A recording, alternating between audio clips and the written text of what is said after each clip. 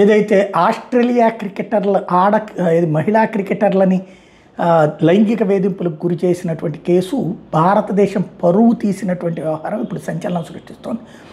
ఇప్పుడు అది చేసినటువంటి వ్యక్తి ఒక ముస్లిం వ్యక్తి అన్నటువంటి విషయాన్ని అధికారికంగా చెప్పుకొస్తున్నారు. అఖిల్ ఖాన్ అనేటటువంటి వ్యక్తి అతను మహిళా క్రికెటర్ల పట్ల దురుసుగా ప్రవర్తించడం కానీ లైంగిక వేధింపులకి సృష్టించడం కానీ చివరికి వాళ్ళు ఎమర్జెన్సీ నొక్కగానే వెళ్ళి వాళ్ళని సంరక్షించడం తర్వాత వాడిని పట్టుకోవడం ఇదంతా జరిగింది. మధ్యప్రదేశ్ పోలీసు ఇప్పుడు ఇది కావాలని దేశం మీద జరుగుతున్నటువంటి కుట్ర అన్నటువంటిది అనుమానిస్తోంది. అక్కడ ఉన్నటువంటి ఎంపీ ఇదే విషయాన్ని చెప్పుకొస్తున్నారు. ఆ దిశగా దర్యాప్తు చేయండి అన్నటువంటి పాయింట్ని రాబోయేటటువంటి రోజుల్లో ఇలాగంటే భారత్ పరువు తీసినట్టే కదా. ఇప్పుడు వాడు ఈ దేశంలో పుట్టినోడు ఈ దేశంలో పెరిగినోడు ఈ అఖిల్ ఖాన్ అనేటువంటి, కానీ వాడు చేసినటువంటి పని వల్ల ఏమైంది, దేశం పరువు పోయింది.